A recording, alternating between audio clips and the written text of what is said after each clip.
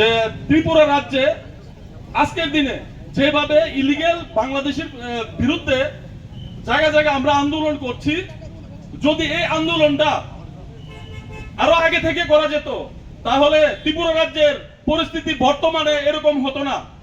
তাই আমি আমাদের মহারাজকে আবারও মন থেকে একজন ত্রিপুরাবাসী হিসাবে, পার্টির কর্মী হিসাবে না, আমি আমার মহারাজকে ধন্যবাদ জানাচ্ছি যে এই উদ্যোগটা নেওয়ার জন্য।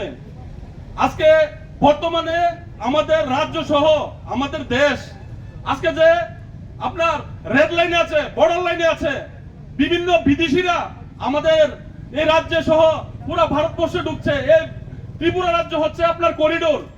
এখানে ঢুকে প্রত্যেকদিন আপনারা দেখছেন যে বাংলাদেশি প্রত্যেকদিন কোথাও না কোথায় আমাদের আরক্ষা দপ্তর তাদেরকে অ্যারেস্ট করছে।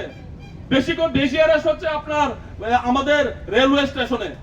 তো আপনারা চিন্তা করুন যে এখন অ্যারেস্ট হচ্ছে, একটা সময় আপনার যে সিপিআইএম এর যে একটা 25 বছরের আপনার শাসনকাল ছিল, ওই শাসনকালে অনেক বাংলাদেশিদের আমাদের খাদ্য, আমাদের বাসস্থান ওইগুলোর মধ্যে আঘাত করবে।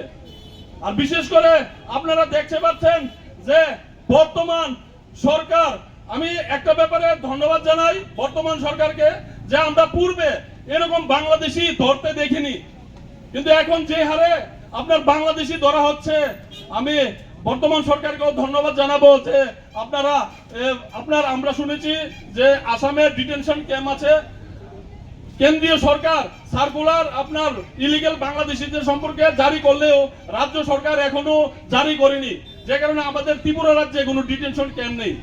আমরা সরকারের কাছে আবেদন জানাবো যে এই ইলিগেল বাংলাদেশিগুলিকে ধরে আপনার ডিটেনশন ক্যাম্পে নিয়ে বাংলাদেশে পুশব্যাক করা হোক। আমি বলে আমাদের মহারাজকে আবারও ধন্যবাদ জানিয়ে আমি আমার কথা এখানে শেষ করছি। Bangladeshi go back, Tripura party long live, Maharaja long leave.